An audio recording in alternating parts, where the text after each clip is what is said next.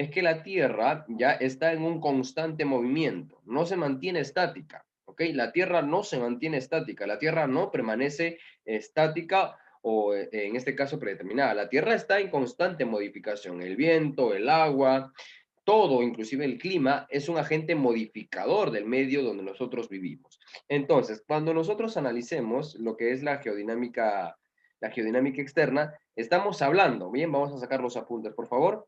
Estamos hablando de los fenómenos realizados ya como acción de influencia, en este caso, lo que es la baja atmósfera donde nosotros vivimos, el clima, ya, y la cual pues estos prácticamente se mantienen en una dinámica, ¿ok? Están en una dinámica constante. ¿Qué significa eso? Que pues prácticamente el planeta está que se modifica y lógicamente eso hace que nosotros, el ambiente, el lugar donde nosotros vivimos, pues se vea constantemente modificado.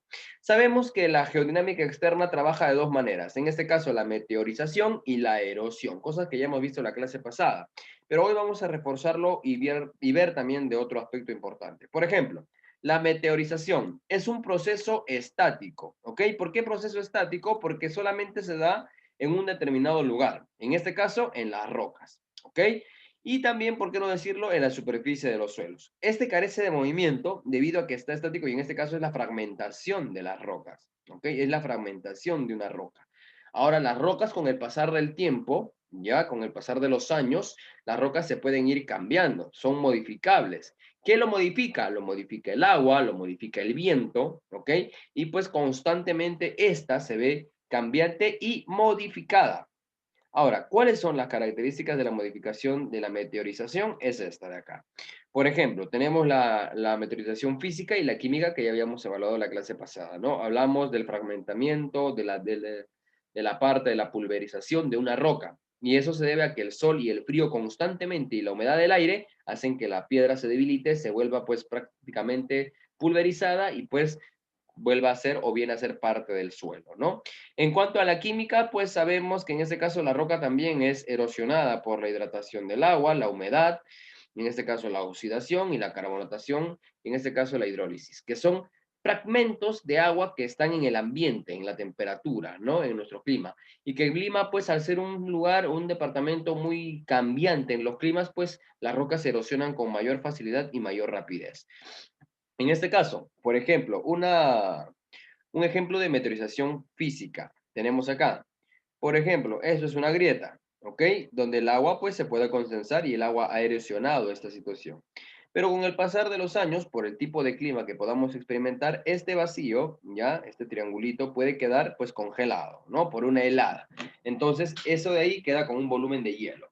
Luego de esta situación, pues, con el pasar del clima, pasa a otro clima, a otra estación en el año, y esto pues prácticamente se queda resquebrajado, ¿no? Ya no lo encontramos de esta forma, ¿no? Ya encontramos otra metrización y la Tierra se está descomponiendo.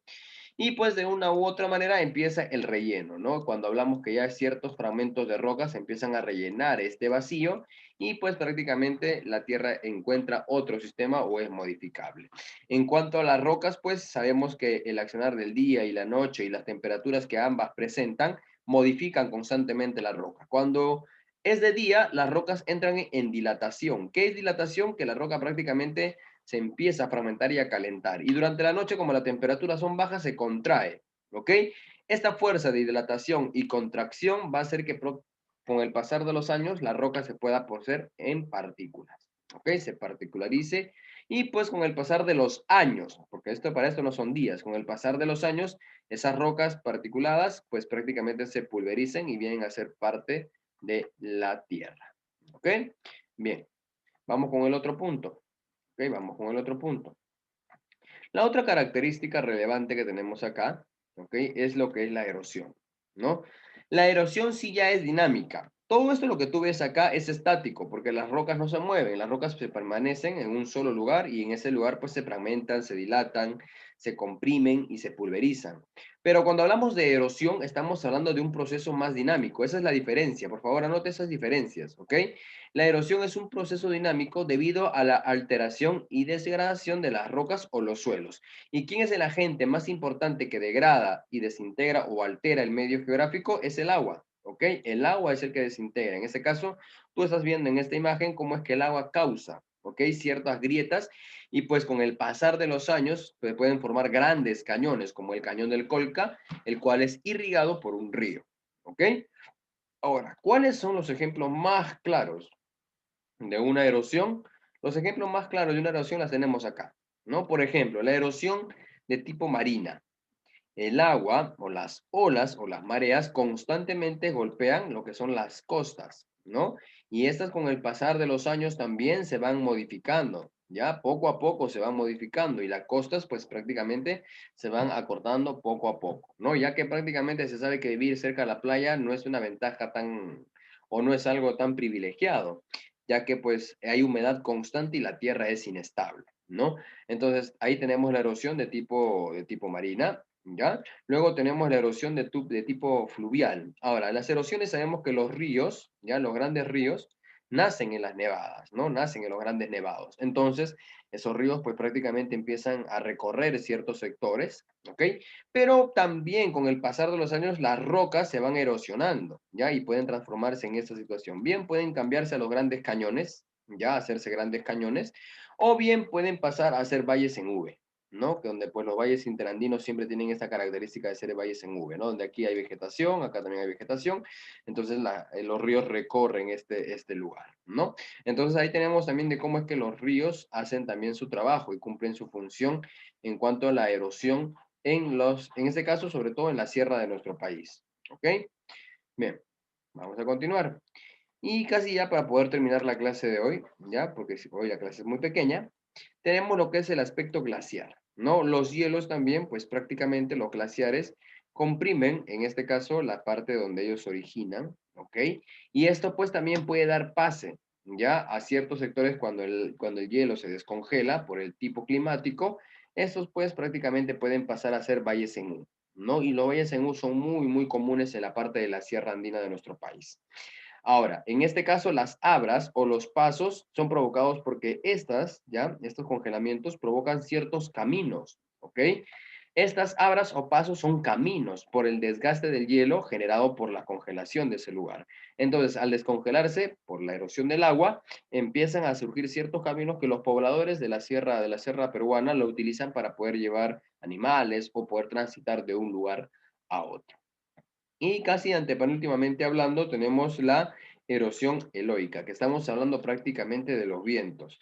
¿Los vientos también modifican a las rocas? Claro que sí, ya que en el pasar del viento, los vientos también tienen pequeñas partículas de hidrógeno, ¿ok? De agua. Entonces, esas partículas al viajar ya con la velocidad del viento, pues logran erosionar ciertos fragmentos de las rocas.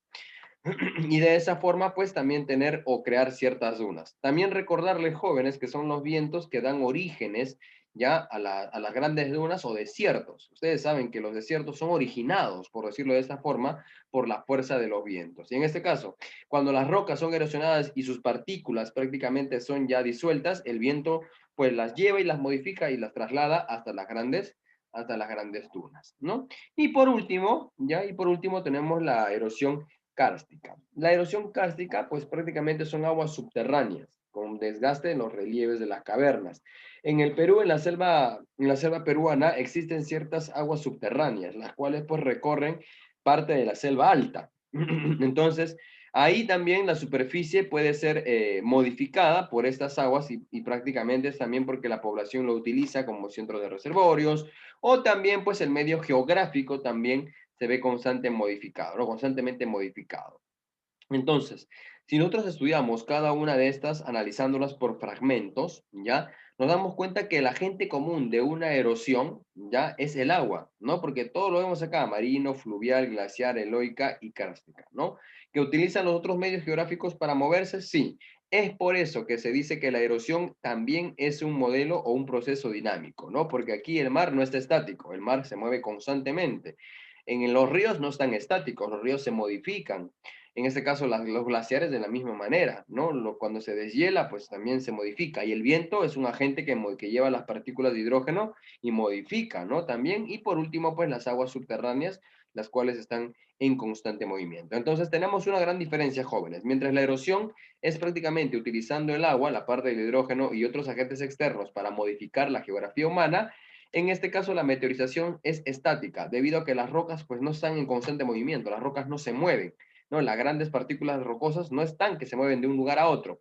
Más bien, ellos se mantienen estáticos y en este caso pues son erosionadas por los agentes climáticos como el día, la noche, el sol, el frío y el calor, que normalmente se puede visualizar constantemente y estas partículas pues son llevadas también por el viento, ¿no? Y de esa forma nos damos cuenta que nuestro medio geográfico se ve constantemente modificado, chicos.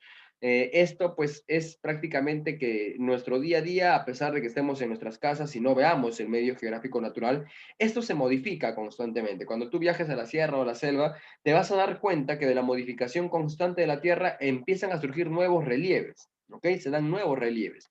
En la clase de geodinámica genérica habíamos hablado que habían pues la geodinámica interna, que es la moldeadora y creadora, y la geodinámica pues externa, que es prácticamente la eliminadora. Pero nos damos cuenta que entre las dos geodinámicas, ¿ok? Entre las dos geodinámicas lo que hacen es crear nuevos relieves, modificar ciertos relieves y de esa forma hacer que el hombre pues empiece a desarrollarse de la mejor manera. Ahora, ¿cuál es el problema ante todo lo que hemos estudiado? El grave problema es que la raza humana, o sea, nosotros, no podemos vivir en armonía tan naturalmente con la naturaleza, ¿no?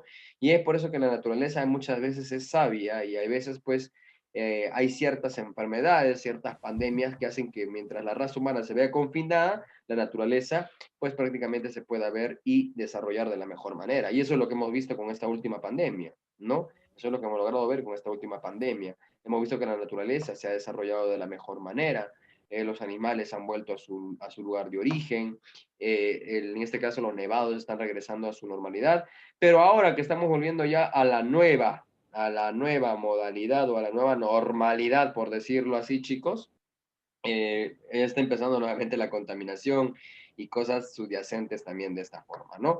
Y esa es la forma, y esa es la manera en que nosotros tenemos que aprender, chicos. ¿Qué es lo que nos enseña la geodinámica interna y externa? El cuidado del lugar donde nosotros vivimos, ¿no? El resguardo, el saber cuidar. Es por eso que la naturaleza necesita de nosotros para poder cuidar de ella. Porque si nosotros, como seres humanos pensantes, inteligentes, no hacemos o no tomamos acciones del cuidado de la naturaleza también es sabia y se va a saber defender, ¿no? Y se va a saber defender de nosotros. Entonces, todo lo que nos enseñan en casa, en cuanto a no botar basura en la calle, en cuanto a no quemar la basura en la calle, en cuanto a mantener los espacios públicos y privados pues en un gran mantenimiento, es de mucho, nos ayuda de mucho, jóvenes. Entonces, a eso vamos, hijos míos, al cuidado de la naturaleza. Ahora, las rocas, en este caso, la geodinámica o los procesos de meteorización o los procesos de erosión, en este caso se pueden trabajar de forma natural, sí, se modifican de manera natural. Entonces, lo que sí se les pide o se nos pide a nosotros es saber cuidar el lugar donde nosotros vivimos. ¿Qué nos enseña la geodinámica interna y externa? A resguardar el lugar donde tú y yo vivimos. Bien, bien jóvenes, hasta aquí pues prácticamente hemos llegado al último tema de lo que es el aspecto de la geodinámica, ¿ok? El aspecto desarrollativo de la geodinámica y la importancia que ésta tiene. Bien, hasta aquí alguna pregunta, alguna duda, chicos, de lo que hayamos podido trabajar el día de hoy.